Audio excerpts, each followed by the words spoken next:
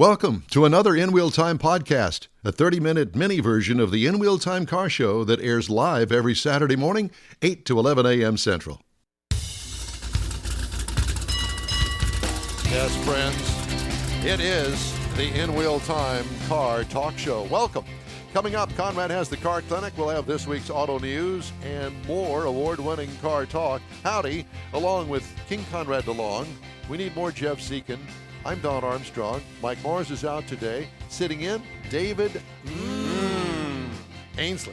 He's here with us today, and we thank you so much for getting up and coming in and playing the game. Glad to be here. Yeah, it's good to have you here. Do you think maybe you could explain why we do that, David?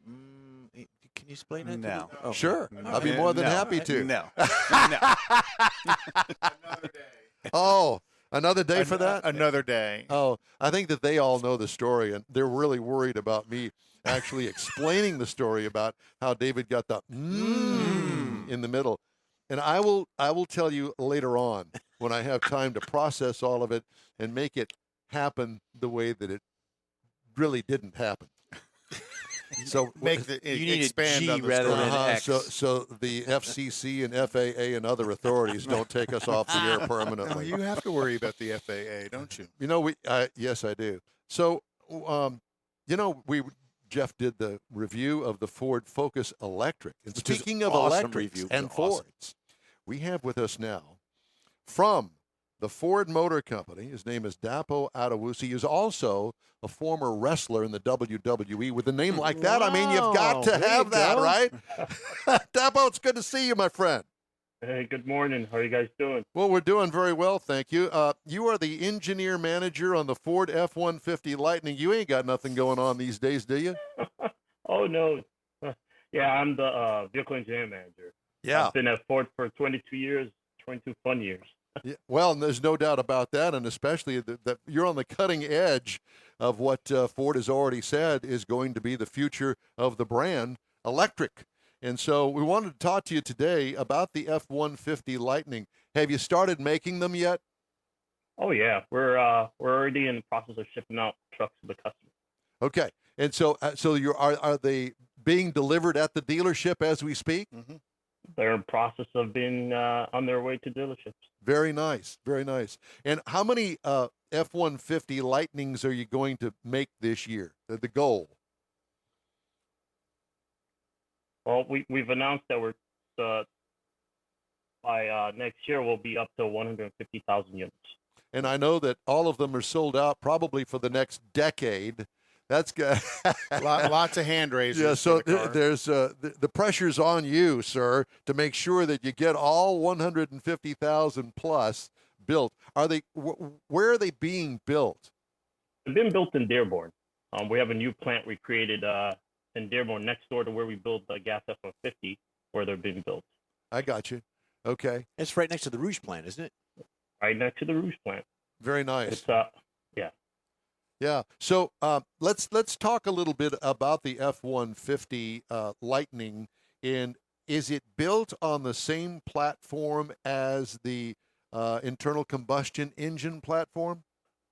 I mean, the similarities start with, let's say, I call it the greenhouse, right? So the doors are similar, right? The roof is similar. There's some similarities in the interior, but the IP is all different. The front end is all different because we don't have an engine, right? We have this mega front that carries up to 400 pounds, 400 liters. The box outer is different, but the interior is the same, right? So the box inner is the same, so you can use the accessories that you have today. But the underpinnings, right, is not like the gas truck because you have a battery you have to package there. You have motors that you have to package. Right. The frame is unique, so we can accommodate those parts. So it's not exactly the same. Gotcha. Yeah, but rolling down the street, it would be hard, well, not too hard to find out that it's an electric vehicle, but it would definitely be an F-150 in everybody's mind. Yeah, I mean, the DNA is F-150, and you'll see that, but you also notice, like, distinct design cues, right? Right. There's no grill with openings in the front. The tailgate or back end is different. You will see that differentiation. The wheels are different. So they're distinct design cues that tell you it's a Lightning. The light bar in the front, right? Still an aluminum body. Still an aluminum body. It's smart. Yeah, very good. Kinda Where keeps the weight out. Yeah. where's the battery placement on this particular vehicle? So if you picture, let's say you can picture removing the top of the truck, the battery is smack in the middle below, right? So with that location of the battery, it adds to the low center of gravity, the great driving dynamics we get, right? So it's low centered. The balance of the truck's going to be sweet with all of that weight down low in the chassis. Now, is this a 4-wheel drive vehicle? It's all-wheel drive with the motors in front and rear. Yeah. Gotcha. So it's got. Is it just 2 motors, one front, one rear? Two motors, identical motors in the front and the rear. Yes. Very nice. Have you driven one? Oh yeah, driving it for months before to make sure it meets all our built for tough standards, right, through the whole development process. So with the first flush of vehicles being delivered to dealerships within that group of vehicles, will there be dealer demos in there? And how do you guys manage the dealers keeping the demos as opposed to selling them? Well, I can't speak to the details of what the dealer's doing, but there have been demos going on for a while to reservation holders. But to the specifics of what dealers are doing, I can't answer that. Right. Okay. Well, I would imagine that if I were a dealer, yes, the money would be there to sell that, but I would want to keep it so I could sell orders of the vehicle. You want to take a drive in it? Let's go for a ride in it. I think that once you take a ride in it, You got to think the dealer wants the demo for himself as well to try. It's kind of the opposite of a lost leader. Oh, you very much keep so. it rather than selling it. Yeah, exactly. At least right now. So, as far as capability is concerned, it is a truck, and all pickup trucks, that's kind of what they're made for, is actually loading and hauling and towing. So how does that compare with the gasoline version of the F-150? I mean, when we set forward, we knew that this needed to be a truck, right? It's a truck from the first. So the truck can haul up to 2,235 pounds. That's a lot. It can tow up to 10,000 pounds, right? Oh, yeah. So if you compare that to the F-150 family, right, you have gas variants that go all the way to 14,000 and lower. So it's smack in the middle. And we do know that majority of our customers, they actually tow 10,000 pounds or less. So it's a lot of capability. It's a lot of it's built for tough. It's gone through the same rigorous tests we do on the gas F-150, so it meets the same standards, right? So we actually even I personally went out to Arizona, Davis Dam, where we drove up 6 to 7% grades. It was about 118, 120 degree weather. We did that multiple days. That's the rye grade on up to Payson, isn't it? Yeah, well, the Davis Dam, around Laughlin, you come up from Laughlin and go all the way up like about 10 miles or so, right? And we even went out to Colorado and drove the TFL ice gauntlet, they call it, on I-70. Supposedly like the toughest stretch for towing trucks. We drove all the way from Denver. Oh, up to the Eisenhower Pass, yeah. Yeah, which was it was actually very cold that day. It was below zero, but the truck was great too. So we've done all kinds of tests like that to ensure that 2,000 pounds, that 10,000 pounds is very capable. Validating its capabilities. Without a load or towing anything, what is the range of a charge? So for the three variants, right? So for the standard battery, the range is 230, right? Then we have the Lariat with the extended range battery, that's 320. Then the Platinum, the top of the line, gets 300. Okay, which is right in range of what a gas-powered vehicle is going to go on a tank of fuel. That 250 to 320 range is not uncommon for a gas-powered vehicle's fuel tank. Mm-hmm. Now, let's also make everybody aware of the fact that you're not doing away with the gasoline-powered F-150, at least not at this point. We're still selling gasoline F-150s. That's correct. The number one selling truck forever. Yeah, forever. Or number one selling for 45 vehicle. years. It's been king of the hill. Yeah, some states have state birds and state this and state flowers. We got state trucks. Yeah, we Texas. definitely do trucks, here in Texas. As far as, the availability of the truck, obviously everybody is chomping at the bit to get an F-150 Lightning. Mm-hmm. And do you have any plans to maybe perhaps bump it up to a 3/4 ton capability? I can't really talk about future plans. Don't. That's why we ask. Hoping you'd slip a little bit. So with that, the content level of the first 2,000 vehicles you're building, are they going to be high content vehicles, low content vehicles, or a range of various contents? I mean, it's not specific to one. It's all the way from the Pro to Platinum. So we're selling every variant. Okay. Yeah, because I know a lot of times as new vehicles are released by various manufacturers, they sell generally the highest content vehicle they build. And it's good to see Ford's going to sell the range of Lightnings from the power plant or the power packs as well as the content level. So you said the Pro, so you are building a work truck version of this, I'm assuming. Yeah, that's the entry level, which is right below $40,000.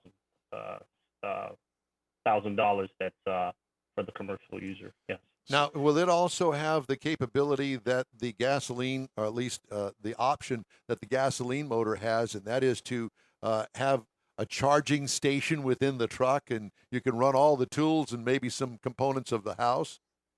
Oh yeah, it's going to have the intelligent backup system. It's going to have the profile on board, which is what you're referring to. That has the outlets in the front, outlets in the bed. Yeah, all that capability is there and more. How difficult was it managing the engineering aspect of building basically a new from the ground up vehicle? I mean, you basically started with a clean slate. You know what the cab was kind of going to look like. You already had the interior made for you. How was it engineering the rest of it, though? Because, as you said, it does have a frame unto itself. Yeah, so lots of challenges, right? I mean, for example, like all the stuff I've mentioned about Davis Dam and Eisenhower, right? Early on, we learned that our initial engine specifications or certain components within the engine needed to be upgraded, right? So we had to fix that, right? And in the end, it was robust. And also the challenges were, how do you package the battery to hit the range target, right? And also get this motor, get a full-size spare tire, and get a suspension that gets the structure right as good as it does, right? So the challenge is to package that. And when you do see that, you'll be amazed how we put all that in there. So that took a lot of engineering work, tweaking, like how do we meet the front volume? How do we get the full-size tire to fit in the rear? And still have the battery. So we have a independent rear suspension, right, in the rear that meets all that. You see the nice beefy control arms that meets the capability. So those were the challenges, but in the end, we delivered the truck that the customer wanted. So what if you were to say, okay, the top two items that were most difficult to overcome, what would they be? Top two. I mean, I wouldn't say top two. I mean, for example, the frunk, right, to ensure that we maintain that volume of the huge mega frunk, right? So, and packaging the motors under, right? There was a lot of challenge there, but obviously in the end, we delivered the frunk, right? And then what I just mentioned, like all the underpinnings that you don't really see, but packaging everything under that truck and still maintaining that the interior volume that you've loved on the current gas F-450. That was also a challenge. You had the three levels with the Platinums and so on. What is the MSRP on those three? So the Pro starts from slightly below 40,000, and then the Platinum tops up around 90. Yeah. So the Lariat is probably 70-ish to 80. And then how does it weigh? What's its weight compared to the ice-powered F-150? So the range of weight from the lightest variant is about 6,100 pounds all the way to close to 7,000 pounds. Okay. And then the battery, so it's probably roughly about 1,000 or so pounds heavier. So the level of battery pack determines some of the final weight of the vehicle. I want to go back to the engineering aspect of this. How many meetings do you know of that you guys had in engineering a new vehicle from the ground up? Was it 1, 2, 3 a day? How did that start? Oh my goodness, it's all day, right? I mean, just to get to the point of shipping the trucks out, right? There are issues the team has to meet on daily, right? Even earlier in the design phase, right? There were clinics that were run that we had to be present at. to understand what the customer wants, and also through all the development phases. So lots of meetings, not just one meeting, several meetings. So when you have these meetings, is it kind of like divided up where you've got the suspension guys over here, the frame guys over here, the body guys over here, or do you all get together at the same time? It's a collaborative effort to deliver the truck, right? You might have teams that they get, let's say, hey guys, go fix this issue. They go off and tinker around and think about what it takes to deliver it, and come back and talk as a team. In the end, it's a team effort to fix all the issues that we've had. Is there I'll ask this. I know what the answer is going to be, and you're not going to be able to talk about it. Is there a Raptor version? Like you answered your own question. I know, but I still have to ask. I have a question. Is there going to be a Woodward Dream Cruise this year? There is one every year. Okay, making sure. Because we're trying to make a plan to travel up there to participate. Yeah. Perfect. Yeah, and be hosted in the Ford booth. Yes. You know, we're gonna if we're gonna Talking go, about the F-150 Lightning Raptor, and get a plant tour, and then be able to. He's trying to pull the info. We'll get that when we do the plant tour. Yeah, we're real excited about the F-150 Lightning. That is for you guys to pretty much be first to market with this volume of a truck and such a strong following of customers that are truly F-150 devotees. That's part of why you guys are going to be selling 150,000 of them a year and have a waiting list of people in excess of 200,000 for the first year of production. Yeah. Well, Dapo, it's always a pleasure to talk to you. You're a delight to talk to, and a wealth of information, kind of. No, thank you for having me, right? We're very excited to get this product out there. We know, as you said, people are going to love it, right?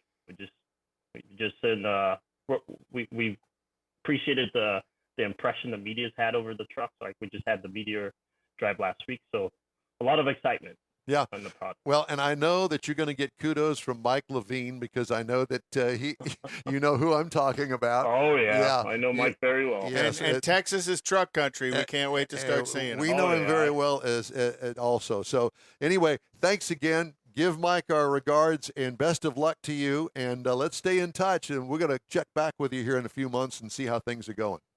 No problem. All right. Thank you. Thank you. Dapo Adewusi, engineer manager on the Ford F-150. What a great job that's got to be.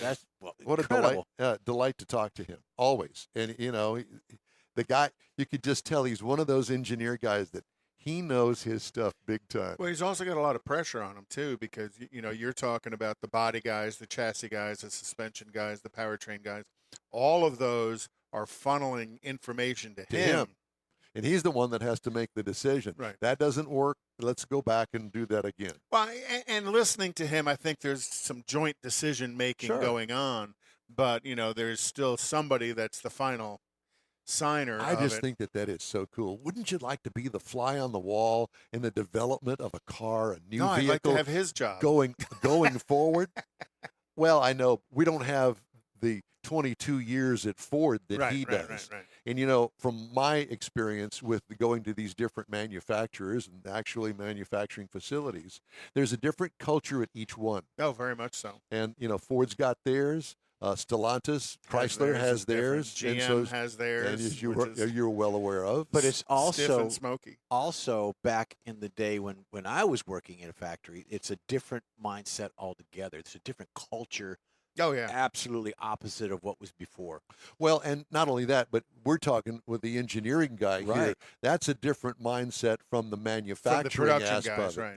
You know, and then on top of it is he's the engineer of a car that's highly desirable. Can you imagine being the engineer of the Pontiac Aztek? Oh my gosh. But also he works with the manufacturers. Shoot me. They are in part manufacturers. So that's why I said it's a different mindset. Yeah, they have a lot of the manufacturers. They have to. There has to be, Absolutely. like you talked about, body, chassis, powertrain. Mm-hmm. There's also a manufacturing and a serviceability engineer that's there talking about. And the one thing that you're leaving out, sales and marketing, because I guarantee you that they've had some input in that too. They drive the bus. I learned that at General Motors. How could you not like it? Yeah. Yeah. Yeah. All right. You know. Well, that's that segment. Let's move on now. Conrad's Car Clinic. What are you going to talk about today? Well, with $4 a gallon gas, I paid $4.29 Thursday in Beaumont for fuel. How much? $4.29.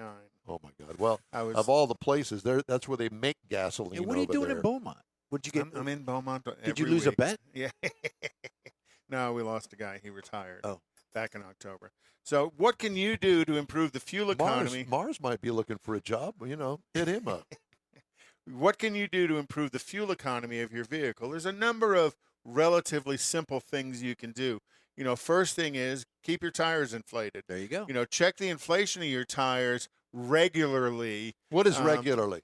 I would say at least once a month, if not once a week. I Who would say does that? do a walk around Seriously, when you fill up. who does that?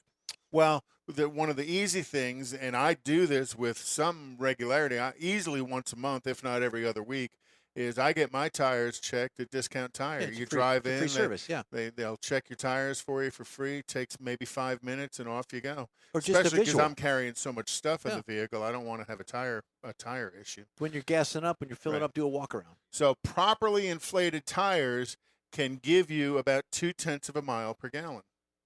0.2? That much? Mm-hmm. Really? Yeah, which kind of surprised me, but not really, because you got to think as the tires deflated, its circumference is smaller, so it has to rotate more times to go the same distance than when the tire is properly inflated. So, upgrade your motor oil. Make sure you're using the motor oil that's spec'd for the vehicle. Don't use cheap motor oil. There's a reason it's cheap.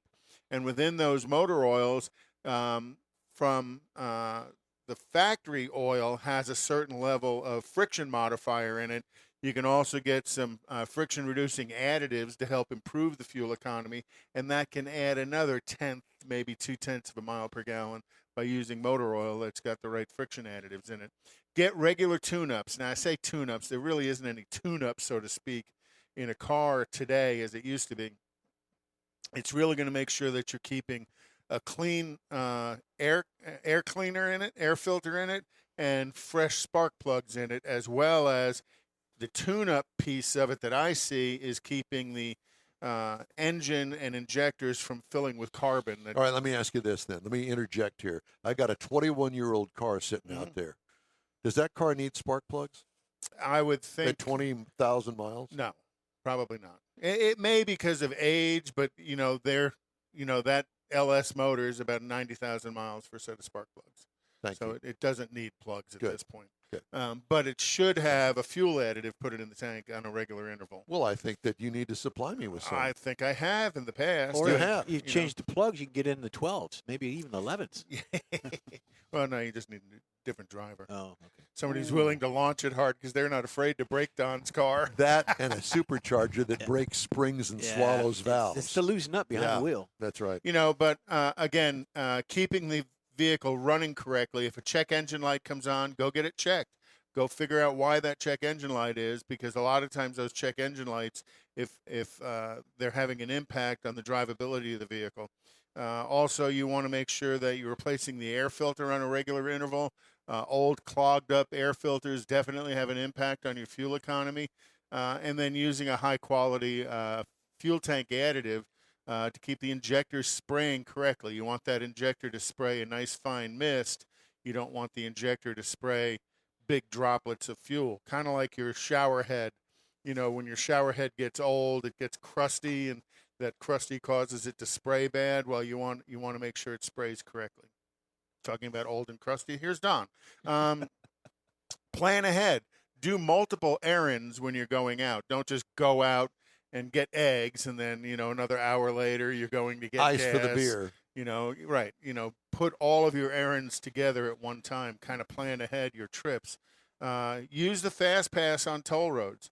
It's a balance for how much the toll costs for how much you're going to spend in fuel, but at over $4 a gallon in fuel, that toll pass can save you some money.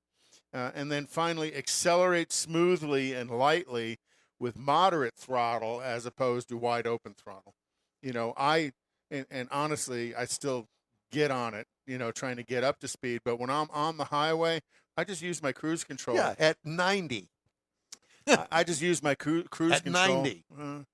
But still, I just use my cruise control to up and down my speed. I got it. Because it accelerates softer than with me in the foot. Thank you. You can do all of those things to help improve your fuel economy and maybe get a couple of miles to a gallon more. And on your way to the dealership for your recalls, Hyundai Motor America is recalling up to 215,000 Sonata midsize sedans from 2013 and 14 model years and replace a low-pressure fuel hose because of an issue, increasing likelihood of a thermal event.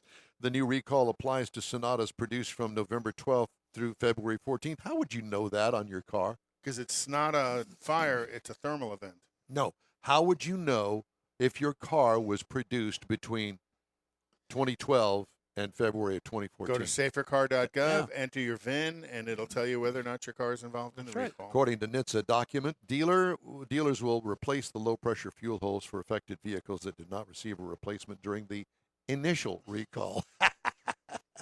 Mercedes-Benz recalling 290,000 U.S. vehicles for a defect that might reduce brake performance or cause brake failure, increasing the risk of a crash. Recall covers ML class, GL class, and R class vehicles, including some diesel and hybrid electric models from 2006 to 2012. Wow. Mercedes has issued a stop drive notice for the affected vehicles. Wow. So That's major. if you have one of those, you bring it to the Mercedes dealership. No, you have it towed to the I'm Mercedes just going to have it dealership towed. and ask them for a rent car. To fix the issue, dealers will inspect the brake booster housing for corrosion and might have those parts replaced as necessary. If they're available. Yeah. And Tesla is recalling 130,000 electric vehicles in the U.S. because the infotainment central processing unit may overheat during fast charging, causing the center display to lag or appear blank. The recall covers Model S and X vehicles and 22 Model 3 and Model Y vehicles operating with certain firmware releases. So they do that through the internet on your car without you knowing. The cloudy. Exactly. All right. Time now for a quick break. You're on the In Wheel Time Car Talk Show. Thanks for joining us. Back after a flash. Father's Day weekend, Saturday, June 18th, 2022. It's the next Tailpipes and Tacos Cruise In, and you're invited. Tailpipes and Tacos Father's Day edition will be at the same Loopy Tortilla in Katy, 8 to 11 a.m. on Saturday, June 18th. It's the only place cruisers compete for trophies and other prizes. Enter your vehicle for Best Hot Rod, Best Classic, and Best Modern Classic. Tailpipes and Tacos is Houston's coolest cruise-in and is your opportunity to see the best hot rods, show cars, classics, and resto mods, and get Loopy Tortilla breakfast tacos and adult beverages. There's no entry fee, and cars will automatically compete for custom Loopy trophies and other prizes. It all happens at the Loopy Tortilla Tex-Mex in Katy on the Grand Parkway at Kingsland Boulevard, just south of I-10. Kick off summer with Tailpipes and Tacos Father's Day edition, Saturday, June 18th. The In Real Time Car Talk Show will be there too. Celebrate Father's Day, the start of summer, and the return of Tailpipes and Tacos. Saturday morning, June 18th, 8 to 11. We'll see you then, weather permitting. Want to take a minute to tell you about Gulf Coast Auto Shield, a Houston detail company like no other. Gulf Coast Auto Shield offers paint correction services that'll give your car, truck, or SUV a like-new shine.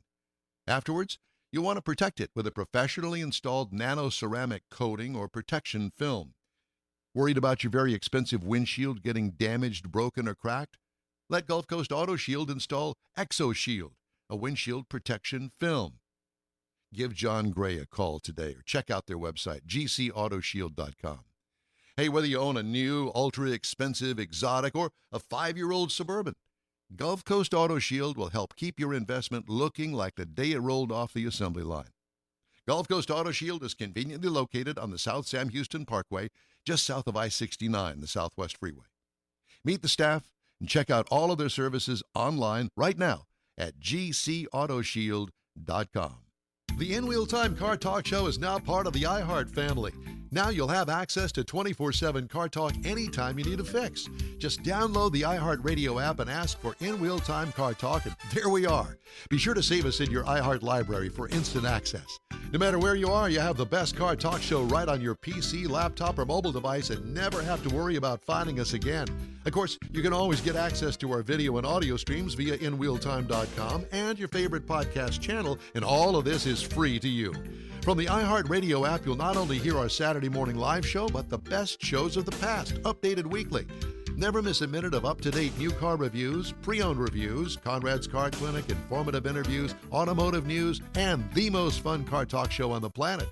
Just download the iHeart Radio app, search for In Real Time Car Talk, save it to your library, and with a tap of the icon, you'll be in touch with your favorite car talk team. In Real Time Car Talk, streaming now on iHeart.com/In Real Time Car Talk. That's it for this podcast episode of the In Real Time Car Show. I'm Don Armstrong, inviting you to join us for our live show every Saturday morning, 8 to 11 a.m. Central on Facebook, YouTube, Twitch, and our InRealTime.com website. Podcasts are available on Apple Podcasts, Spotify, Stitcher, iHeart Podcast, Podcast Addict, TuneIn, Pandora, and Amazon Music. Keep listening, and we'll see you soon.